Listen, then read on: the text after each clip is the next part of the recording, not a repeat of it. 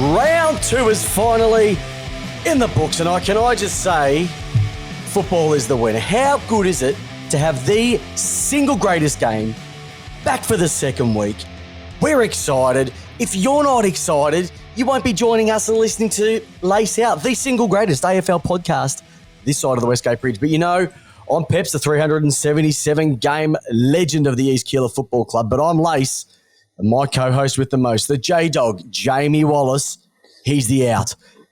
Lot to talk about. A second weekend, but a massive weekend. But before we get into that, Jamie, how you going, big fella? I'm well, Peps. I'm loving the fact that footy's back. I'm loving the Saturday and the Sundays on the couch. I'm loving Friday night. I'm loving Thursday nights. I'm just loving footy again. It's just great to be where we should be all the time, Peps, all year round, 365 on Facebook doing live videos. I know, and we should be not just doing for the people watching us at home, but people listening to the podcast. Can I just say, for everybody who's been listening to us, Apple Podcasts, Spotify, Pocket Cast, Google Podcast, Al Jazeera Podcast, wherever you're listening to us from, thank you very much, because our numbers have been the highest in 4 years. So it just goes to show your hunger for football is there, your thirst for good conversation is there. And with Lace Out, we bring neither of those to the airwaves. But you're still tuning into us, but we say thank you very, very much. Without you, we're not going to do this. But yes, my friend, there is so much going on when it comes to the football at the moment. Where do you want to start? Because it's out of control, just the amount of good. Actually, you know what? I'll start it off with this one. Okay, because hang on first, Peps. Just make sure, according to the rules of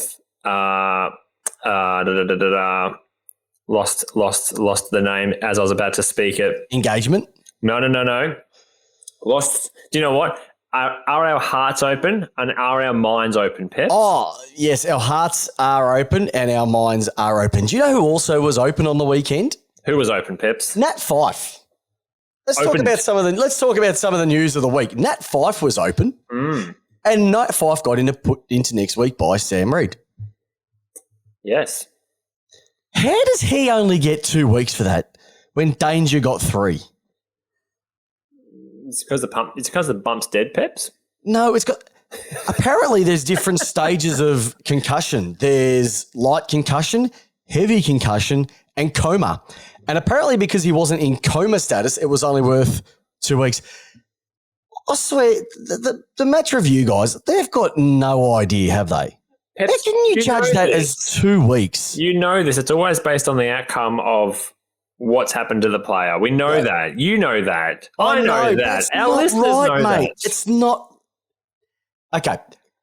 We saw on Friday night, Gary Rowan finally got a touch in a big game, Friday night game. It wasn't the football. It was the side of Lucky Neal's head. On the field.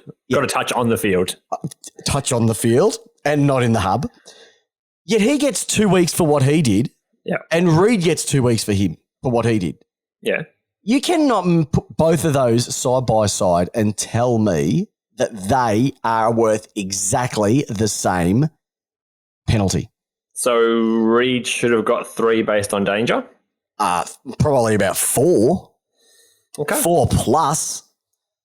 I'm not going to disagree with you, Peps. I think, as you said, the consistency is really off, and it has been off for such a long time that I'm almost exhausted talking about it, because there's never a like for like. We've had point systems, we've had tables and spreadsheets and charts and carryover points. Nothing ever seems to get this system right, and I don't know what the answer is. Oh, I know what the answer is. Just send him straight to the tribunal. How that did not go to the tribunal is beyond. He wasn't even looking at the ball. It was off the ball. Smacks him virtually straight down the middle. Fyfe is in la-la land and gets 2 weeks. Fyfe's not going to be playing this week, maybe the week after that, depending on how substantial this concussion is. Well, it's crap. I'm sorry, it's crap. I don't have an answer. Is it because Sam Reid hasn't played for 2 seasons? They've just given him like he's a new driver again on his L's? It's just pathetic, mate.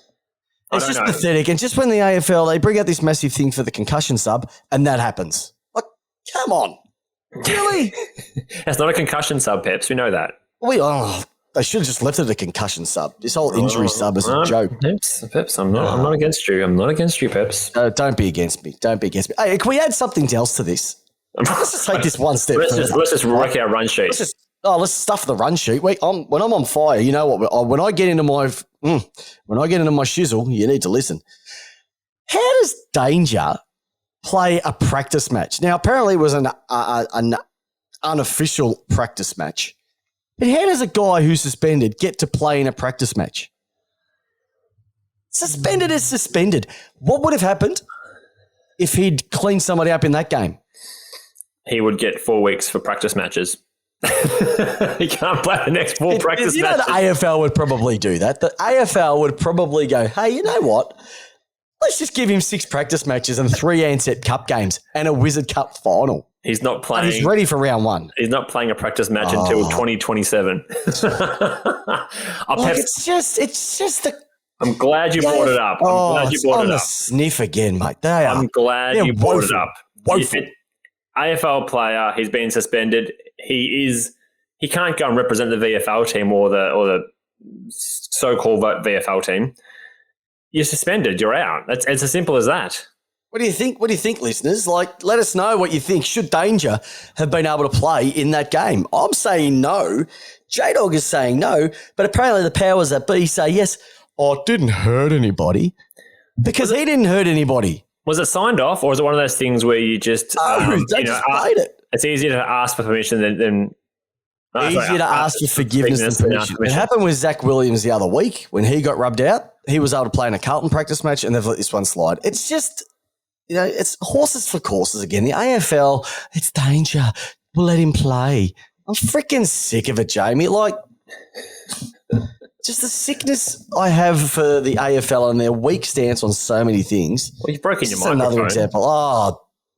I'm getting frustrated. Well, so Peps, what is the solution here? Because we are solution type people. Okay. Is the solution to close that loop? Is that basically what it is? You just can't play. You are out. Stiff. You're out. You cannot. No practice matches. You can train. That's it.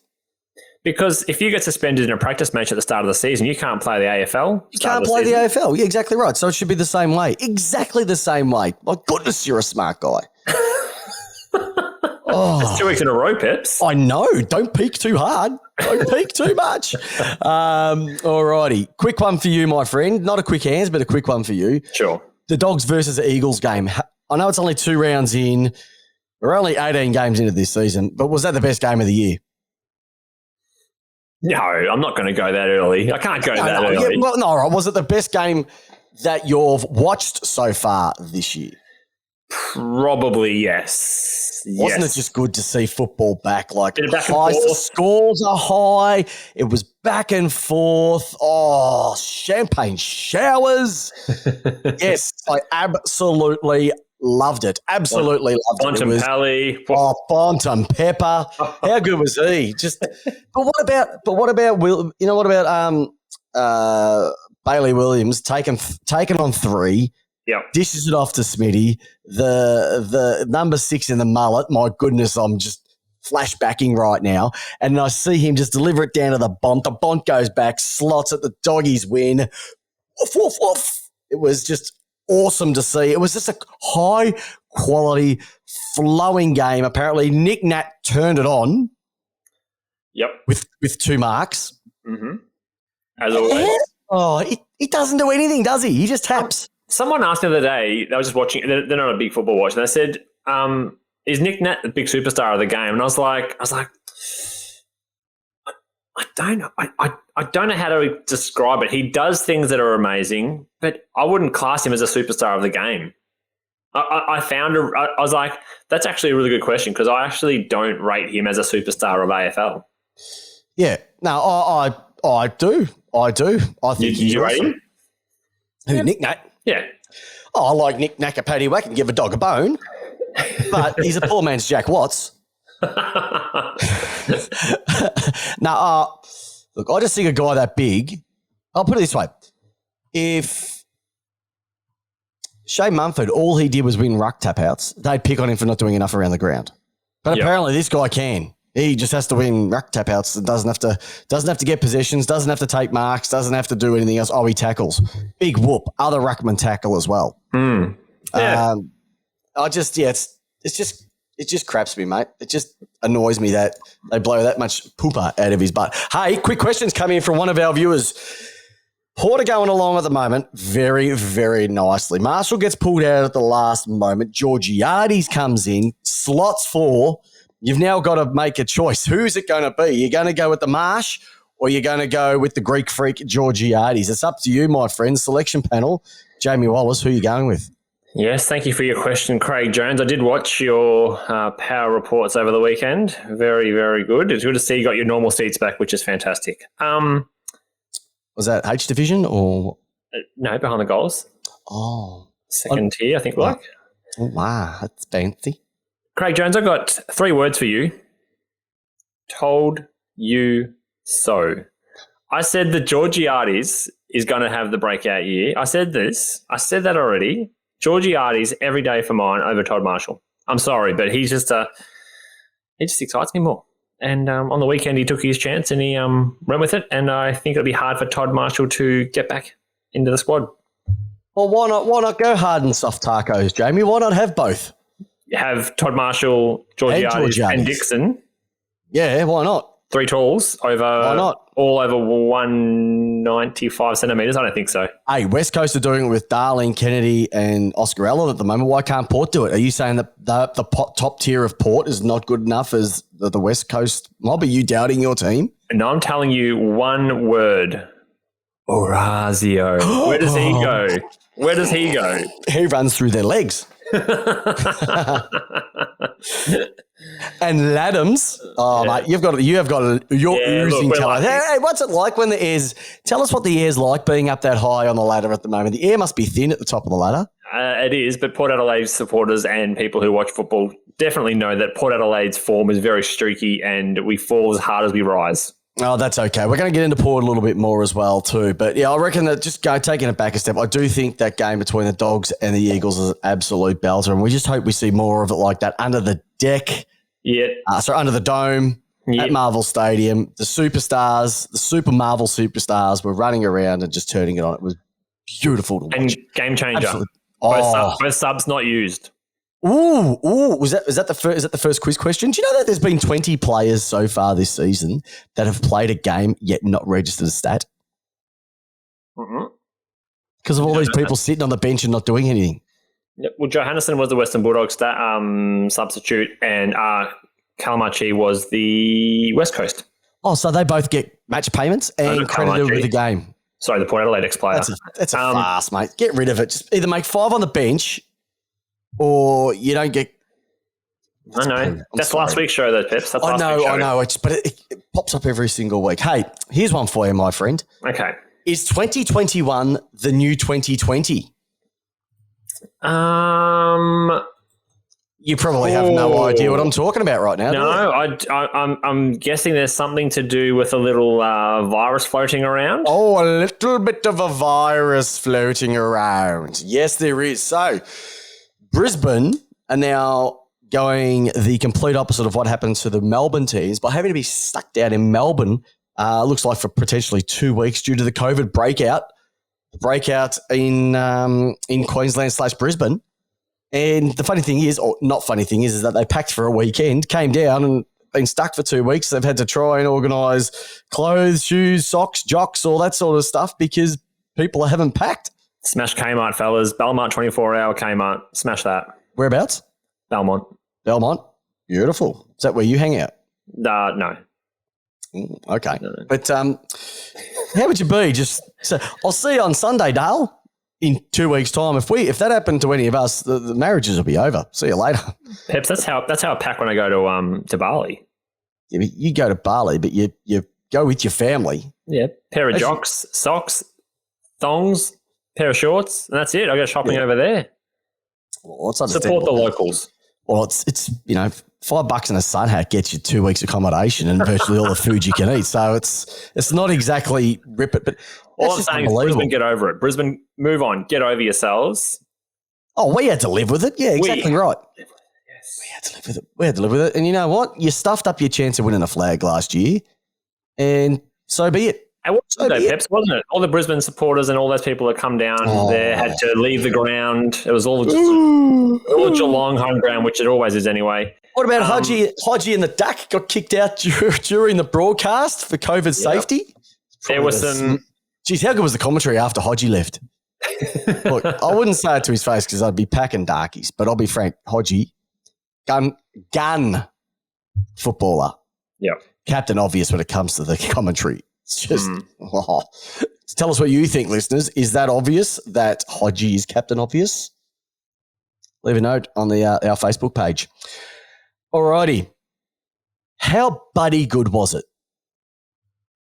It was. It was, wasn't it? It was good. After 581 days, Boudoir back on the SCG, and he kicks his three. He's still launching them from 65 metres or the centre half back area at the SCG. Mm-hmm. He looks fit. He's pumped. He's excited. You know what the great thing is, though? How good does he look in that forward line? They have just got a forward line that is full attack mode. Sydney Swans attack mode. We would never have said that for a long, long time. Agree. Oh, it's sexy, isn't it? How sexy is it? Well, what have they got now? They've got 2 scores over 110 points each of them. Does that sound about right? Yeah, 2 scores over 120 in a row. When was the last time that happened? No, exactly. I cannot. Probably Kappa days with the Whiz. I think that was with the Whiz when last time that happened. But how good's Errol? Oh, Errol. Peps. Yep. Yeah, mate. Did Buddy get called for play on because he's running off the line of the ball? Of course not, because it's Buddy. Okay. I think the umpire was a bit starstruck. Listen, he should. It's got to be called. It has to be called. It has to be called. And it's happened a number of times.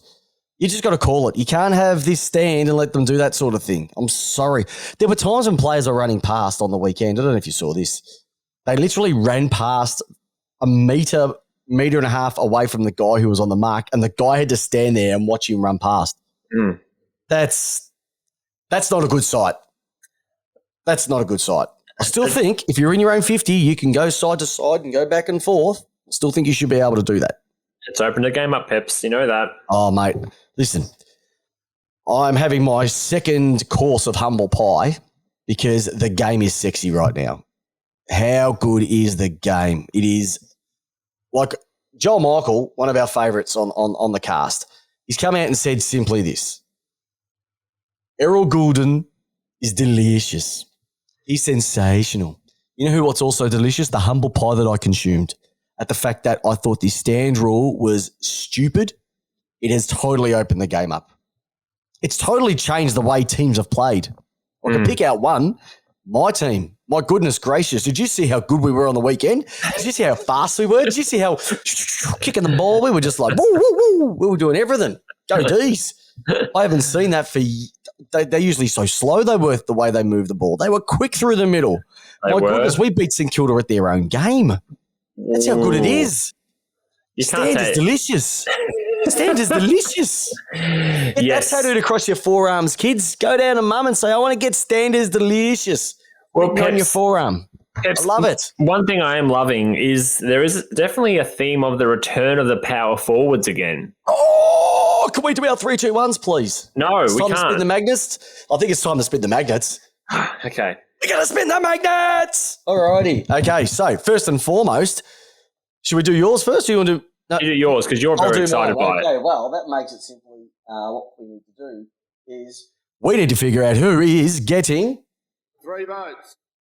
3 votes. Rightio. So here's my 3 votes from the weekend. I've already mentioned it a little bit earlier on, but that Swans forward line, oh my goodness, is it just sexy? It is just quick. Where do you want to go? We'll start with Heaney. All right then. And then you got Papley. Okay, cool. Then you bring in Logan McDonald, like a guy that North Melbourne passed on. You can sort of understand why. They know that the on-baller is the guaranteed thing. But the Logan Meister, he's exceptional. He just fitted straight into that.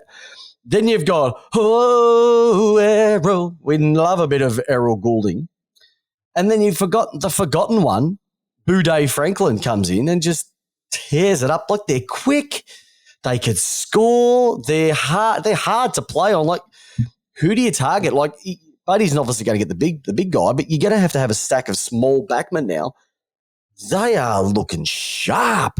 And you've still got people like Kennedy who can still kick their goals. Parker can still kick their goals. And even down back, they're just looking amazing. So when I look at them, they're getting my one vote. And I think I gave them votes last week because it's just un-Sydney-like. Rightio. Very un-Sydney-like. Two votes. Now, once again, I know Buzz is on the line here. Buzz, you owe me a Tats ticket from last week. We had a bit of a wager, if you can remember that, J-Dog. I do remember that. Yes, Buzz came through. Buzzer owes me a Tats ticket, System 23.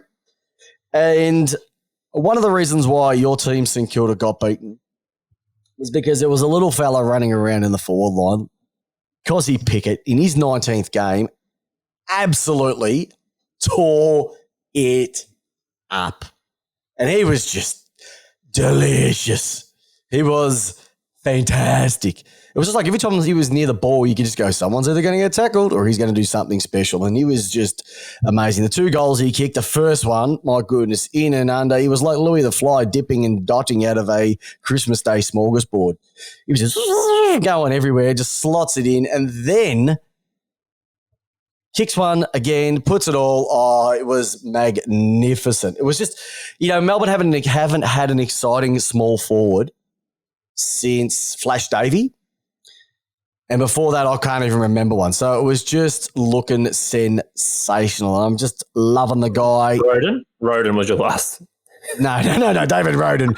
No, it wasn't David Roden. It was David Roden, Peps. You were so excited when you got him across. You were so excited. They were the days before the podcast. Don't go back to the dark days. All right.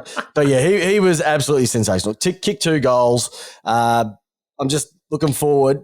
If he's going to do that after 19 games, give him another 50. What's he going to be like? Like, I can't wait for that. And I have to say my 3 votes simply goes to, I think, the guy that you gave it to last week.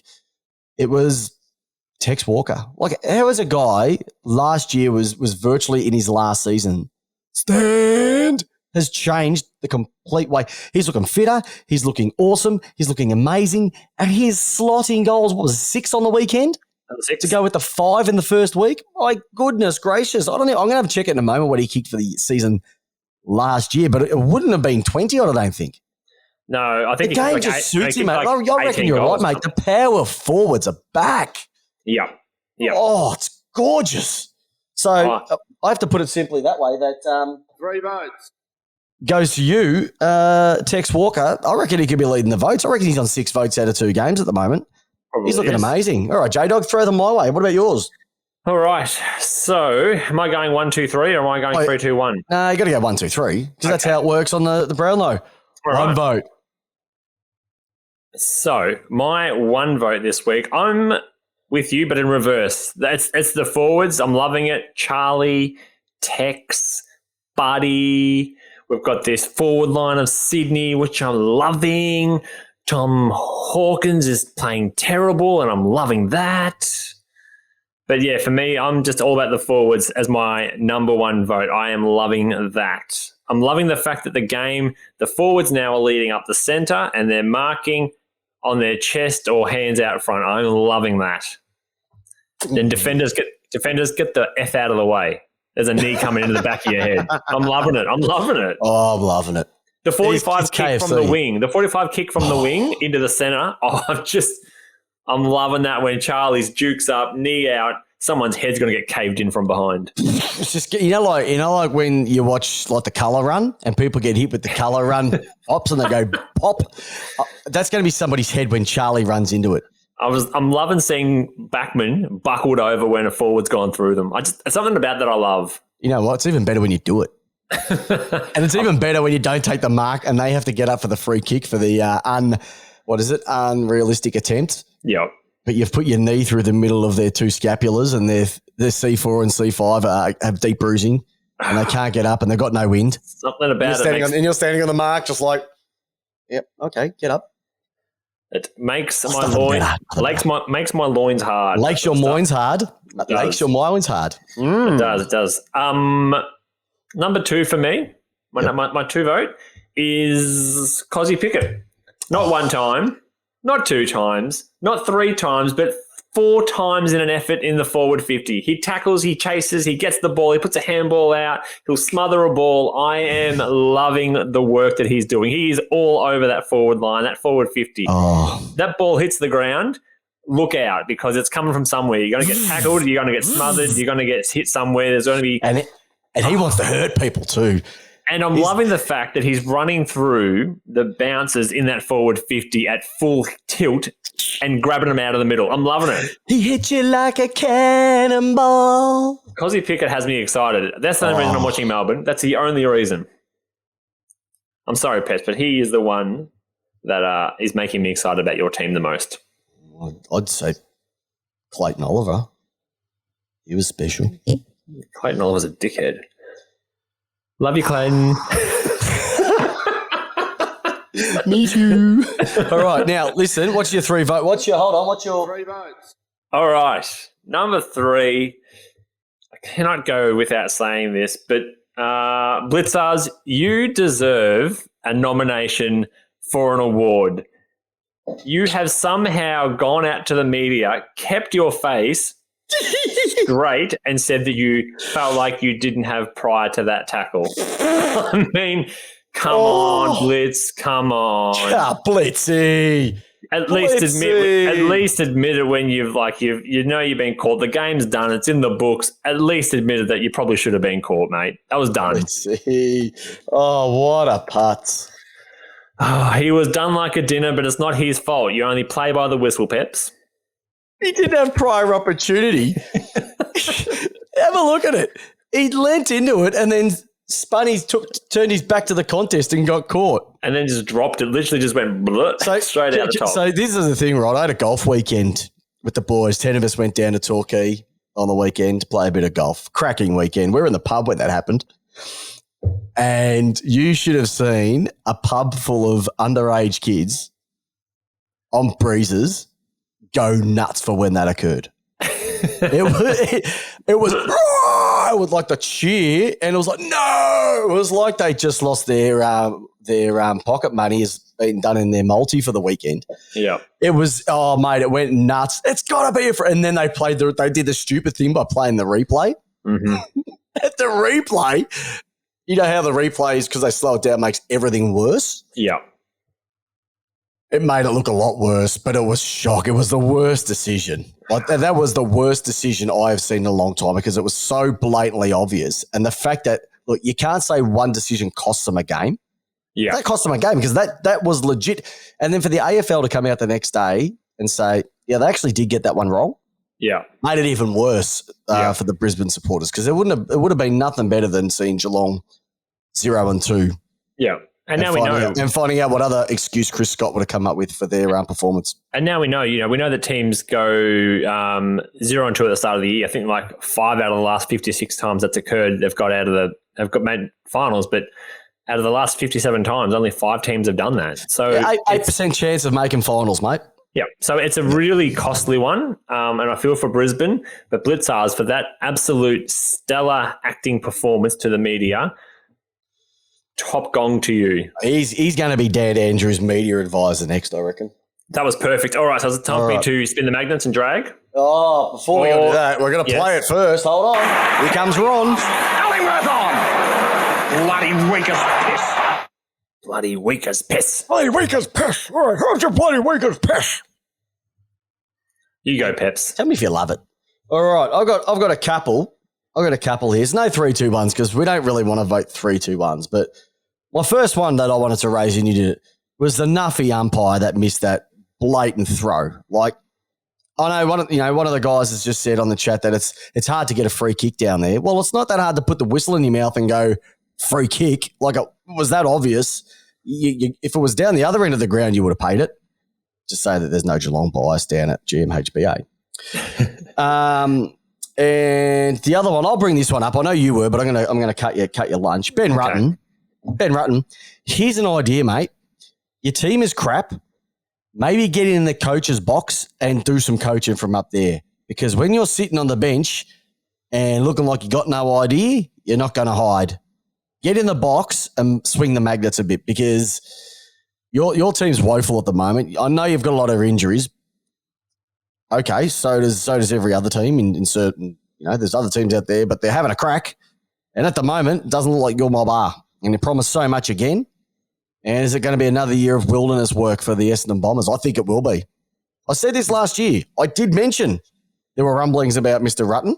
Yes, you were. You remember? Yes, I did say that, and everybody laughed at me. Well, laughing at you 0 and 2 because potentially, if I put you, Carlton, and North Melbourne up against each other, at least North Melbourne didn't come out and say that we're finals contenders, we're going to be playing my way, etc. and so forth. They're bad. We know that they're bad. But between you and Carlton, jeez, you love talking yourselves up so much. You just don't deliver. We might have to call you Australia Post because you never deliver on time. All right. Or Fastway Couriers. They're terrible. Fast. Oh, well, Jesus. Well, they're supposed to be playing Fastway football, but they're not doing that either. No. Who's yours, mate? Who's yours? Why does it? I'll play it again. Haley off, Ellingworth on. Bloody weak as This soundbite. We need to make that into a T-shirt. Hey, listeners, just let us know if we made a Ron Barassi shirt which said, Healy off, Ellingworth on. As weak as piss. If we made a T-shirt of that, would you buy one? Let us know in the chat. Let us know on our Facebook page. J-Dog. All right. So going on the same theme as coaches, I'm sick of it. I'm sick of Teagues. I'm sick of Teagues coming out after a Carlton loss and talking absolute shite. I'm sick of it. I'm over him talking about the processes. I'm over him talking about where the game may have gone down and da-da-da-da-da. Say it how it really is, champ. Just come out and tell us where Carlton are, what's not going right, and just get to the bottom. Get a bit emotional. Get a bit angry. Hold on. Did you say get to the bottom? Mate, they're already there. So he's got that part worked out. I'm just sick of every season Peps are coming in with this new hope. This is the season where they're supposed to be playing in the top 8. This is the cracking the 8 year. And they are looking no more advanced than last year and no more advanced than the year before. And then under the Malthouse era and all that process about how they're a top 4 team. We haven't moved in 12 years. Oh, mate, they're dropping in now. We've got WAP, Gary Rowan. Yep. We've got St. Vincent to Carlton. Good work, Cole. I like that one. They're coming. Apparently they're coming. Can you smell what they're coming? Someone I think's left the gas on. They're it's 12 years now of just all these coaches coming in and just talking absolute shit. I'm over it, Peps. I'm over this Carlton renewed hope. I'm sure their supporters are completely over it as well. I've got no doubt. There's been no improvement. This kid, the green shoots. I mean, we could just roll off the last 6 years of the Carlton things. They keep what are they fertilising them with? Cyanide? They're shocking. Name me a team that has had a rebuild for 20 years. This has had 20-year rebuild on this list. Oh, not really. Pretty close to it, actually. At least 10-year rebuild. Well, since Malthouse was there. They are shocking. They are shocking. And they did promise so much. And I look at them and I look at Sard, I look at... Something just doesn't click right there. Like you can't look at that mob and look at that list and say that they are, 15th at the moment? Sorry, 17th on the ladder. Actually, let's throw the ladder up because I think it's a good time to have a bit of a check at this. All right. So let's have a look at this beautiful ladder, right? Yeah. All right. So what do we got here? All right, so we have got the round 2 ladder. Port Adelaide on top. You've got Richmond and Sydney and Melbourne, the undefeated teams. My goodness gracious, if you said Melbourne was undefeated after 2 weeks, I'd be laughing at you. Western Bulldogs are there as well. Cracking game on the weekend. The Gold Coast Suns, West Coast and Fremantle making up the top 8 at the moment.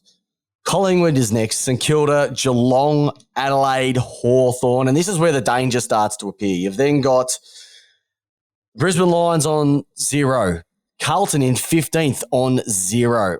GWS on 0, Essendon on 0, and North Melbourne, my goodness gracious, they're not just on 0, they're on 48.4%. Now, I think when Melbourne first were under, when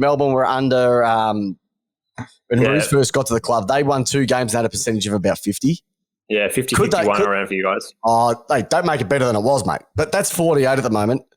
And they don't look like getting anything above that. So that is going to be a massive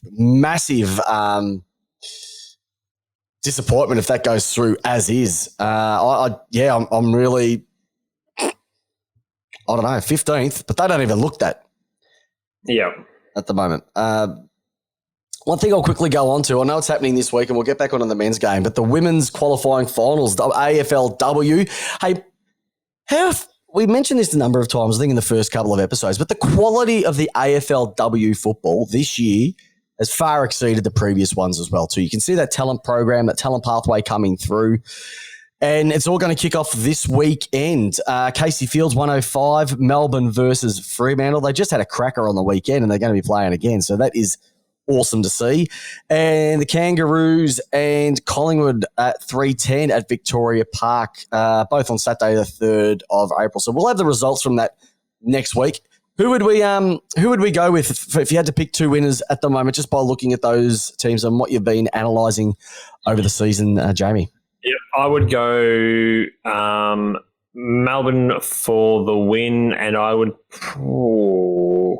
take Collingwood for the win, actually. Yeah, I think I might go with your battle note as well too. So Melbourne and Collingwood for the wins. Yes, I know we're only 2 rounds in, Buzz, but listen, you got to get excited. The excitement happens early in the season. Look, I know Buzz said to us that we are hard on the Blues, but I mean, facts are facts. They've had 11 first-round draft picks since the rebuild in 2015 in that list.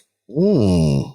So we're now talking 6 years down that path. Like it's been enough, and they've added Sard, they've added Williams, they've gone out there, recruited, they've done all that. They've got rid of Brendan Bolton, they've brought in Teagues, they've got rid of Salvani after a falling out with players. With people in the football department and the CEO. They've done a lot, and they just have not got it right. And I'm just tired of it. I'm tired of it.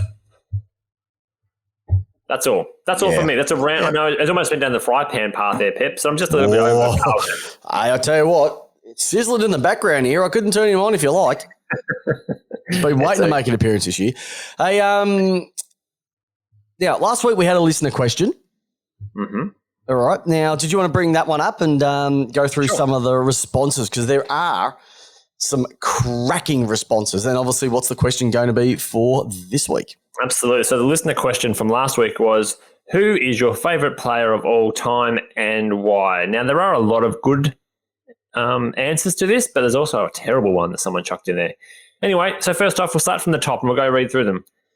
Heath Buxton has come out and said, easy, Sam Mitchell, GOAT. Bucko. It's one of Brownlow. With an asterisk next to it. Hey, Brownlow Peps. Oh. You and I wouldn't even get close to the red carpet. He's got the thing hanging around his neck. Move on. Okay. Josh Weymouth, which is our Flaming Josh for those. Flaming Josh. He's been around for ages now. Josh. Yep. Matthew Scarlett, and once again, classic Cats player, classic lockdown player, a classic Geelong dominant era player, and I cannot disagree with that. He is a bloody awesome player. He was an awesome player. Didn't play on anyone. Yep. Buzz, Trevor Baker. Played for virtually Trevor Barker. Sorry, Barker. Trevor Baker. Leave the old answers for the old guys. Trevor Barker, my goodness. Played virtually for nothing. Oh, he played for nothing. He wore the number 1. He had the best hair. He was an absolute sex symbol for the Saints. Mm-hmm. And besides Robbie Flower, he was my other hero as well too, Trevor Barker. He was an absolute gun. Okay, well, that's who once again, it's probably more your age than my age.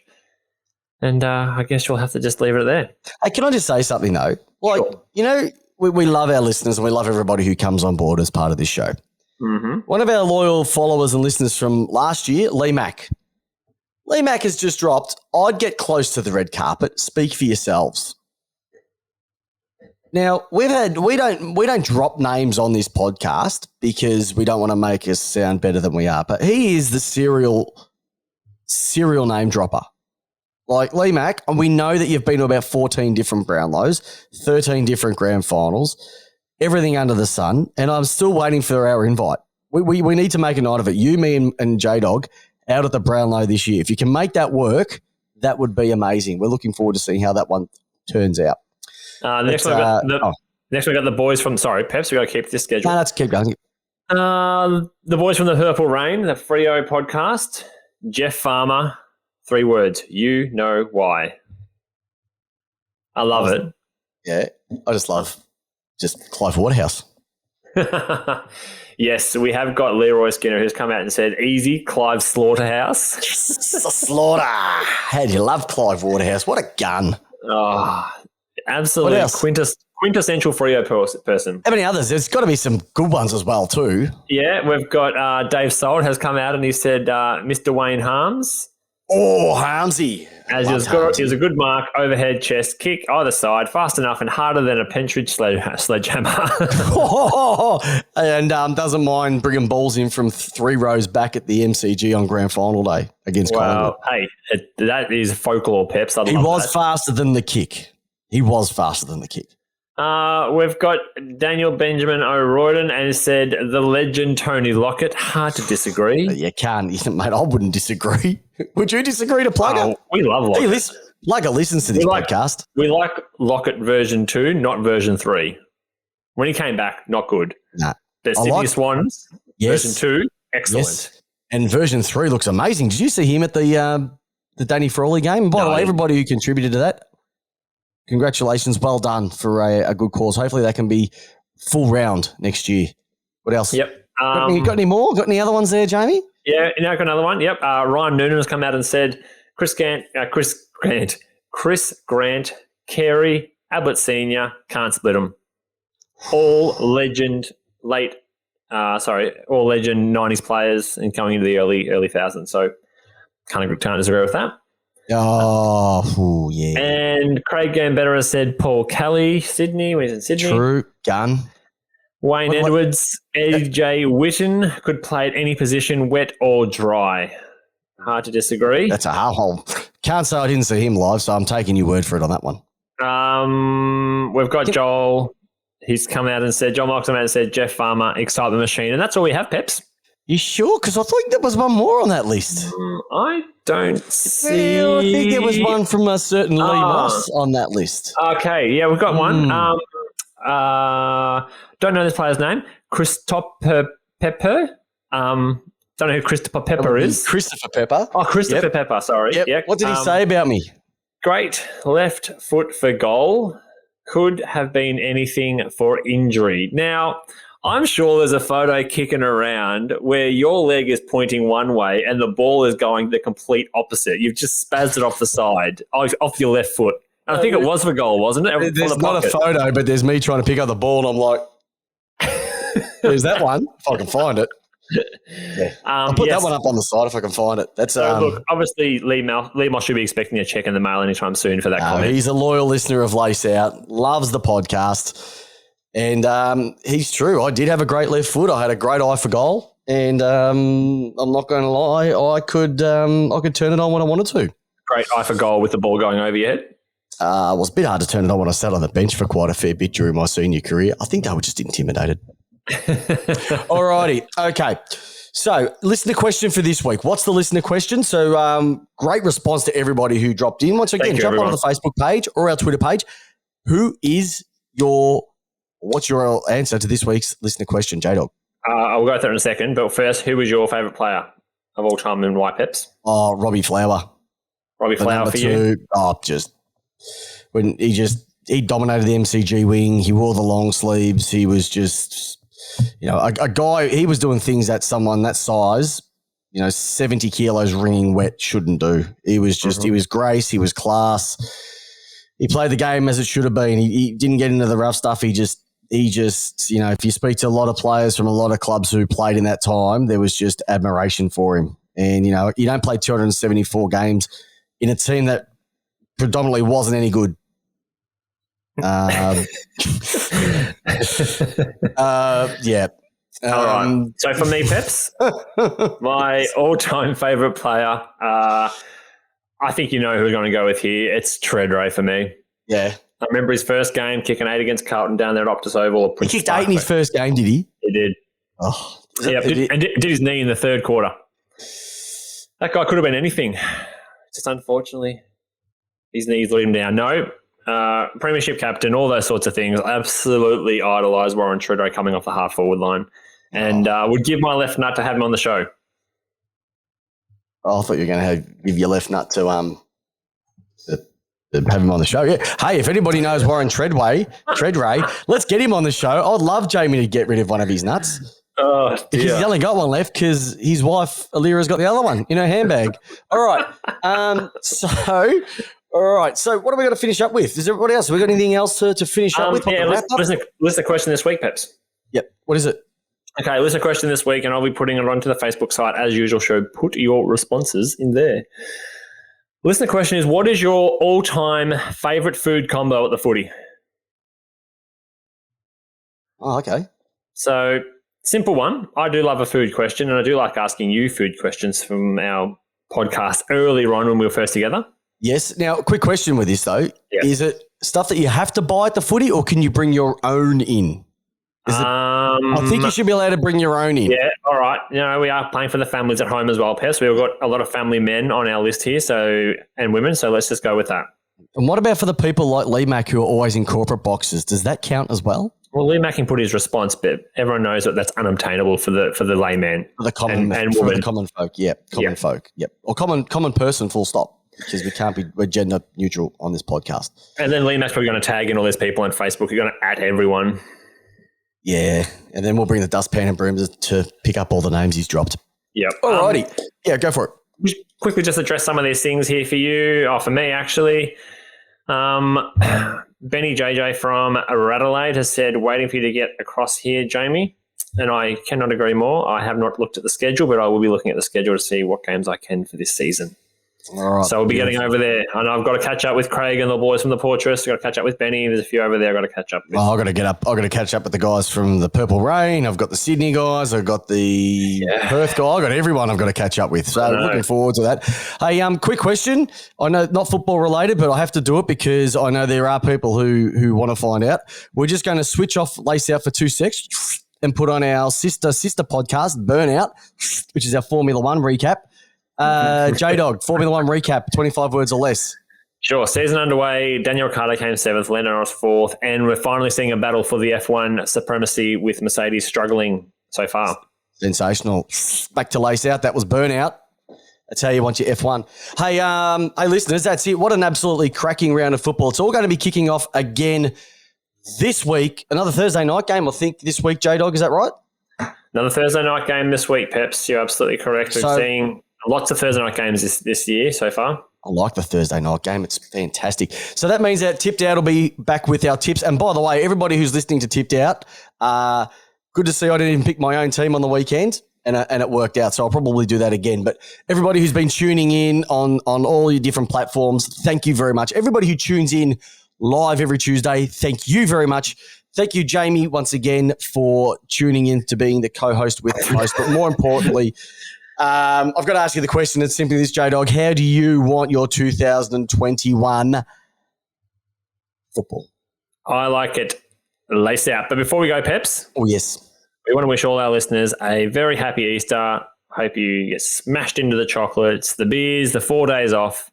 Hope you enjoy it all. And we will see you on Tuesday. And Easter Monday footy too. That's going to be a belter as well. It always is a good game. I reckon the Hawks might pinch one against the Cats this week. I'm a little bit excited for that. And potentially I might be taking my daughter to the Buddy versus Dusty game. Oh, lovely. So hopefully we might see a few of there. So if you see us walking around, give us a tap on the shoulder. Tell us that you like Lace Out. But it's been another great episode with another great co-host and a great audience. All the best, listeners. Hope your team wins. See you, everyone. Thanks for listening to our latest episode. If you haven't done so already, make sure to subscribe, rate, and leave a review on iTunes. I'm your host, Chris Pepper, and with Jamie Wallis, we give you your footy how you want it. Peace out.